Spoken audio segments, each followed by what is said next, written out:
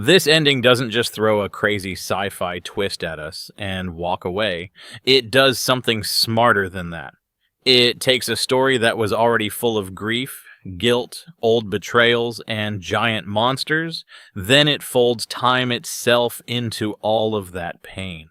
So when episode 6 ends with older Lee hearing younger Lee through the rift, the moment feels huge, not just because it is weird and cool, but because it turns the whole season into something more personal. This is not only about stopping Titan X anymore, it is about people trying to fix mistakes that were never really buried in the first place. And right away that matters because this episode is built like an aftermath story. Episode 5 killed Hiroshi. That death was not some throwaway shock meant to spice up the plot for 5 minutes. It landed at the exact moment when Hiroshi was finally starting to open up, starting to understand his mother, and starting to become honest with his children. He died saving Kate after Apex's failed attempt to dominate Titan X turned the whole Santa Soledad operation into a disaster.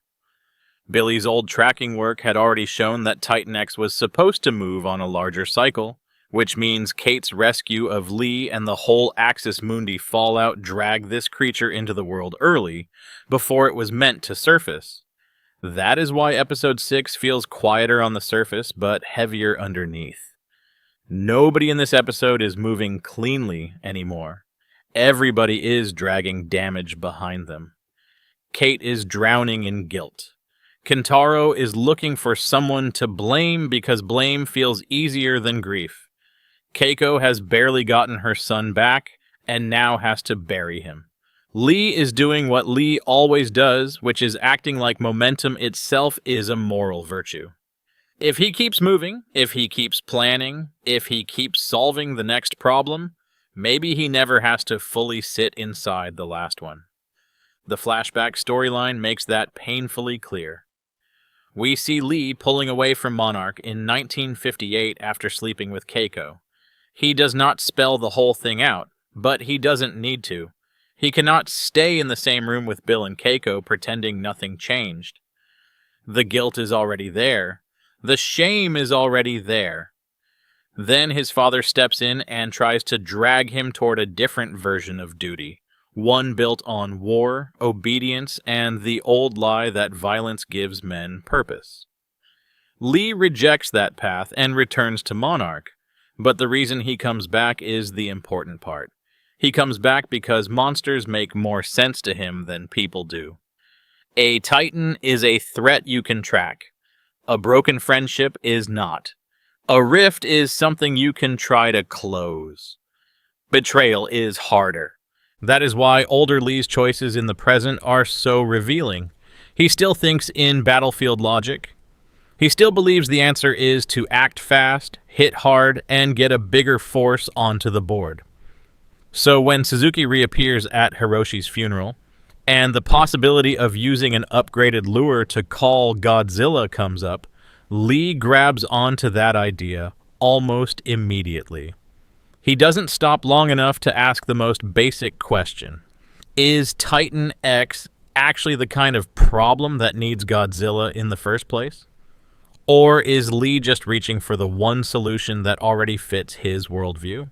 We love watching characters go through these massive, dramatic story arcs, but real-life growth usually doesn't happen in one perfect cinematic montage. For me, I used to hold back from making changes because I felt like it had to be all or nothing. When I was first thinking about starting Film Paradise, I almost avoided it completely because I was so worried I wouldn't be good at it right away. That pressure to be perfect from day one kept me stuck for a long time. But taking just one small, imperfect step can actually create meaningful momentum, and therapy can offer the support and fresh perspective to help you recognize that progress without requiring perfection.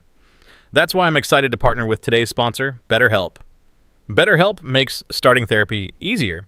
You just take a quiz and get matched with a licensed therapist quickly. You can communicate however you feel comfortable, whether that's by phone, video, or text, and you can switch therapists anytime at no extra cost if it's not the right fit. Head over to betterhelp.com and use the code FILMPARADISE to get 10% off your first month with our sponsor, BetterHelp. Or simply click on my link in the video description for your special discount. Season 1 already established that Shaw came to believe Godzilla was a force that kept order between worlds. And by the time he was planting charges around the Kazakhstan rift, he was still thinking in terms of violent balance. That makes the funeral sequence one of the most important scenes in the whole season. Not because it is flashy, but because it shows how fractured this family really is now. Keiko is crushed. Kate wants to help, but even the words coming out of her mouth sound fragile, like she knows they are not enough. Kentaro lashes out at her because he cannot lash out at death itself. And then Suzuki arrives, which does two things at once. On the emotional side, it reconnects Keiko and Lee to a piece of their old life. On the plot side, it reveals that Hiroshi kept that thread alive all along. He was still in contact with Suzuki. He was still rebuilding the lure technology. Hiroshi never really stepped out of the shadow of Bill, Keiko, and Monarch. He was still chasing the same mysteries, even while pretending he wanted a more ordinary life. That is one of the saddest truths in the whole show. Hiroshi spent years hurting the people closest to him because he was split in two. He wanted family, but he also wanted the hunt. He wanted love, but he also wanted obsession. He wanted to be better than Bill, but in some ways he became Bill all over again. Episode 6 twists that knife, because now the same pattern is spreading outward. Kentaro is drifting. Kate is isolated. May is half in, half out.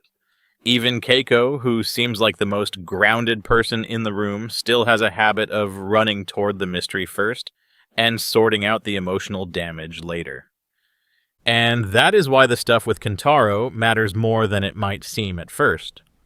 On paper, the Isabel subplot looks like simple Apex manipulation. In practice, it is something uglier and sadder. Kentaro is emotionally wrecked, angry, humiliated, and desperate to feel useful. He just lost his father. He feels shut out by Kate. May rejects him. Then Apex sends someone who knows exactly how to make him feel seen. That is how recruitment works in a lot of these stories. Not with logic first, but with emotional timing. Apex is not just exploiting Titan technology, it is exploiting human weakness. And because Walter Simmons is the face behind Apex's larger machine in the movie timeline, that thread matters a lot more than a random flirtation at a bar. In Godzilla vs. Kong, Walter is the Apex CEO who funds the Mechagodzilla project, and the film ends with Mechagodzilla killing him after Ghidorah's consciousness takes control. So episode 6 is not just teasing trouble with Apex in a general sense, it is tightening the rope between this show and the later Mechagodzilla disaster.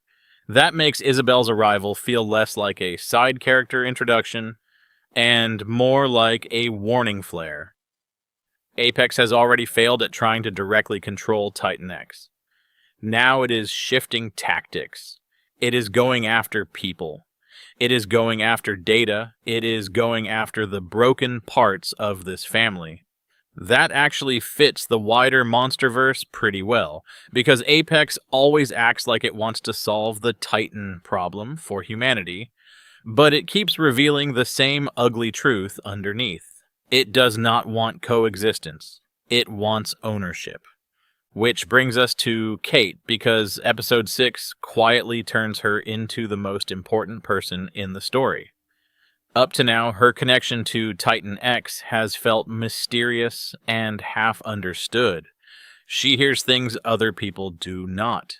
She feels the creature before others can track it. Episode 5 showed her drawn toward Titan X at Santa Soledad, almost like the monster was pulling on something inside her. Then episode 6 sharpens that idea when Keiko studies the ripples around Kate in the water and starts to realize this connection is not imaginary. Kate is not just traumatized. She is tuned in. Titan X is broadcasting on a frequency that Kate can somehow receive. That changes the entire meaning of the season. Because if Kate can sense Titan X, and if Keiko's readings are right, then Titan X may not be acting out of pure aggression at all. It may be lost, frightened, disoriented.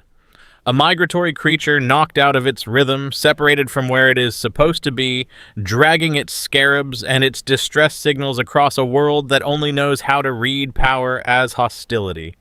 That would fit everything the season has been building. Billy mapped its route.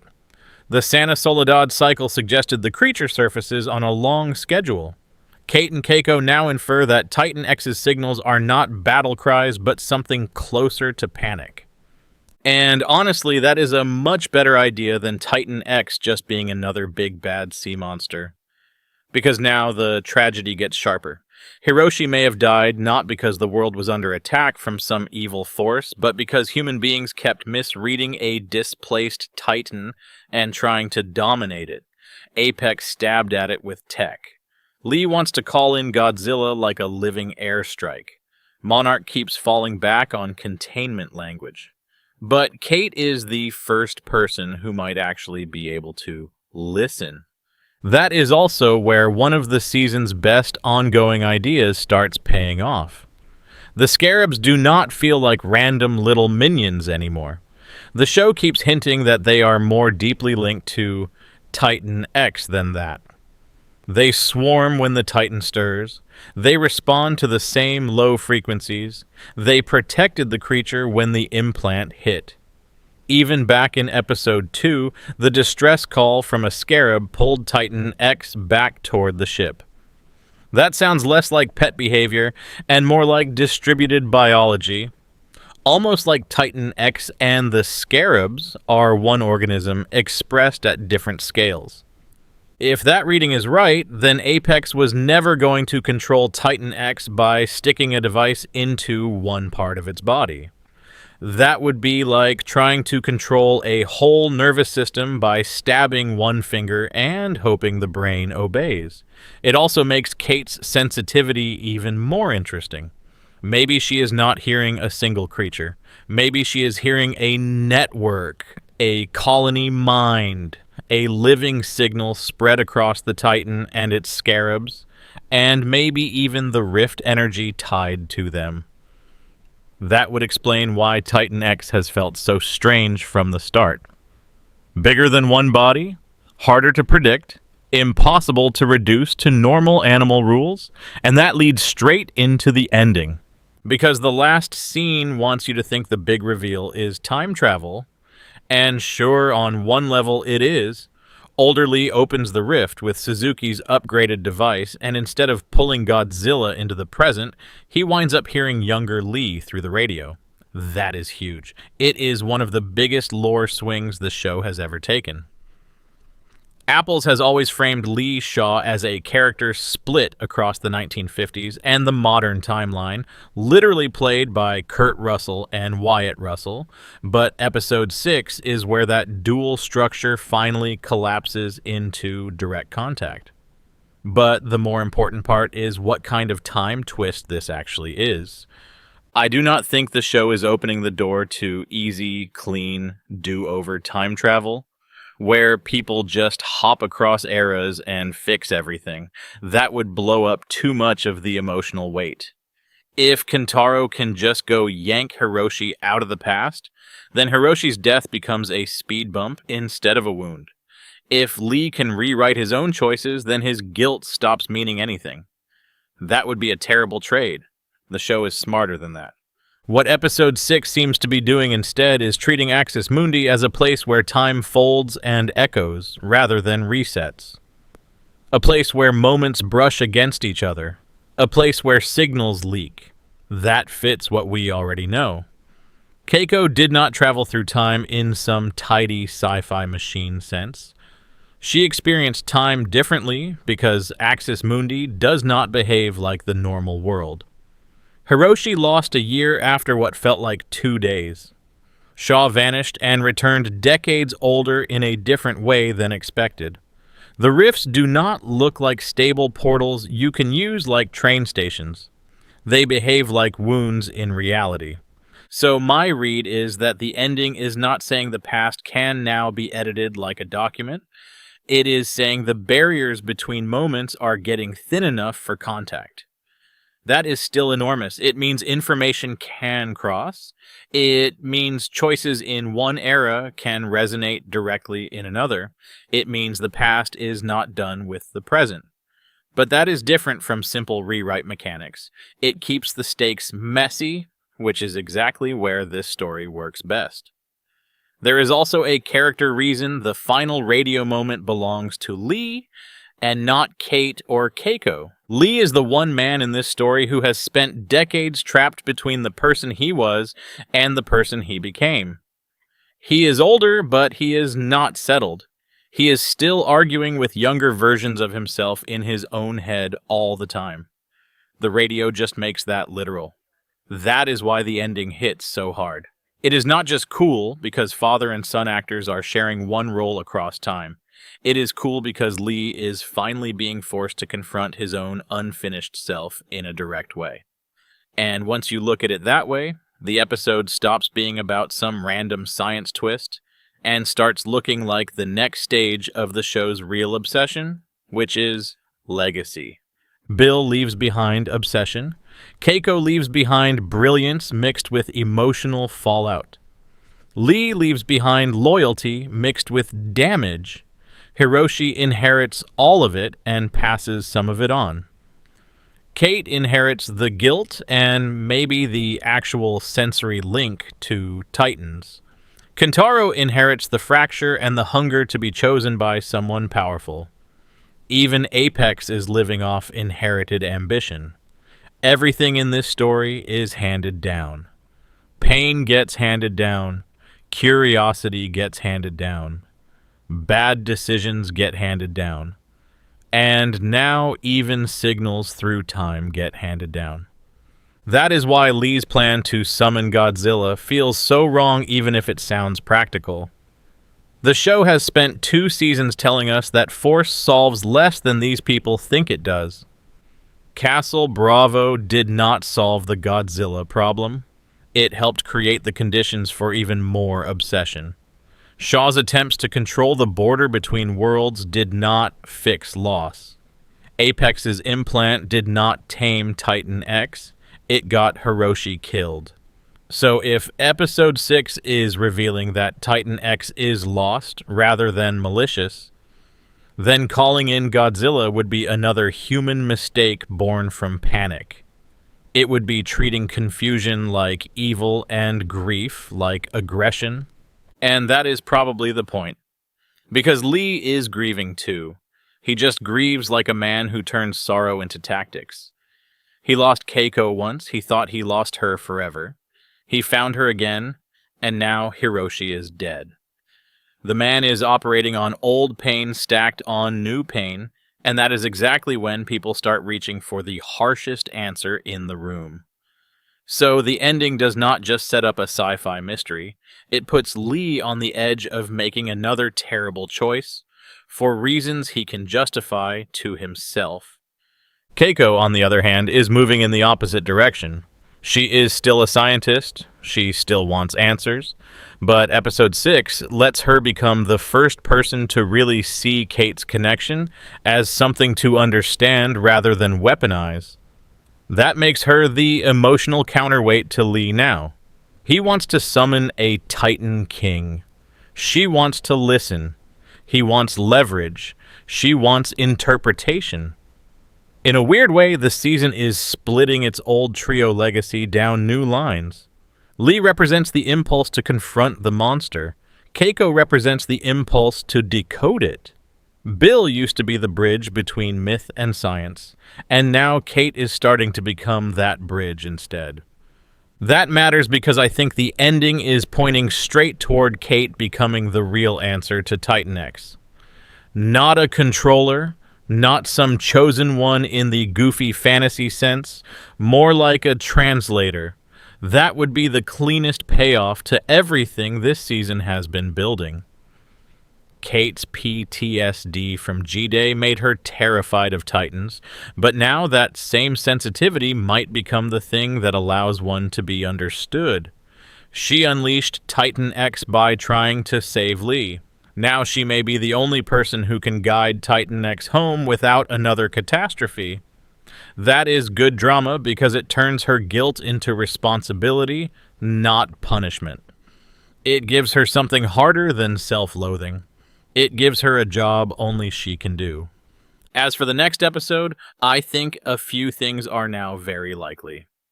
Lee and Suzuki are going to push deeper into the temporal rift question, and that will probably tempt the story toward dangerous ideas about using the past as a resource.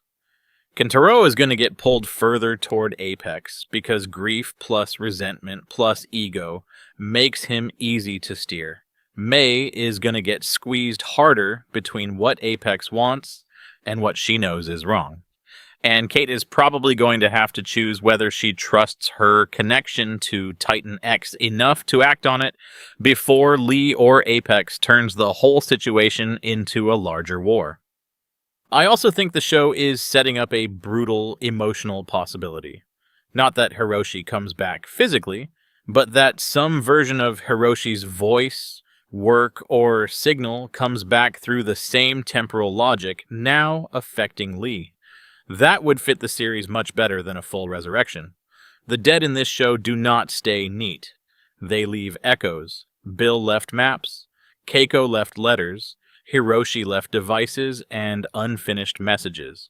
Episode 6 is basically saying echoes might be more literal than we thought. So the ending, explained simply, is this. Older Lee contacting younger Lee is not just a shock twist. It is the story announcing that Axis Mundi does not only distort time, it allows unresolved things to touch each other again. Past choices are no longer safely in the past. Titan X may not be a monster on a rampage so much as a displaced being broadcasting distress. Kate is not just traumatized by Titans anymore. She may be able to understand them. And the biggest threat in front of everyone might not be Titan X itself, but the human urge to dominate, weaponize, and overreact before anyone truly understands what they are looking at. That is why this ending works so well. It feels huge, but it does not feel empty. It blows open the lore while still staying locked onto pain, family, regret, and the way old damage keeps finding new shapes. The monsters are still here. The spectacle is still here. But episode 6 is really about haunted inheritance. Time is haunted. This family is haunted. Monarch is haunted. Even Titan X now feels haunted, like a creature ripped out of its place and turned into a threat by everyone around it, misunderstanding what its cries actually mean. And that makes the final radio crackle much scarier than a simple jump scare reveal. Because if the past can answer back now, then nobody in this story is only dealing with the present anymore. So now the question isn't just what Titan X wants, it's whether Monarch has already made everything worse by treating a signal like a threat, a lost Titan like an enemy, and a crack in time like something they can control. Episode 6 didn't just end on a cool twist, it changed the whole shape of the story. Lee hearing his younger self means the past is no longer buried. Kate's connection may be the real key to understanding Titan X, and the next move could decide whether this turns into a rescue mission or a full-blown disaster. If you're into deep Monarch breakdowns, ending explained videos, and theories that dig into what these twists really mean, make sure you subscribe and turn on notifications so you don't miss the next one.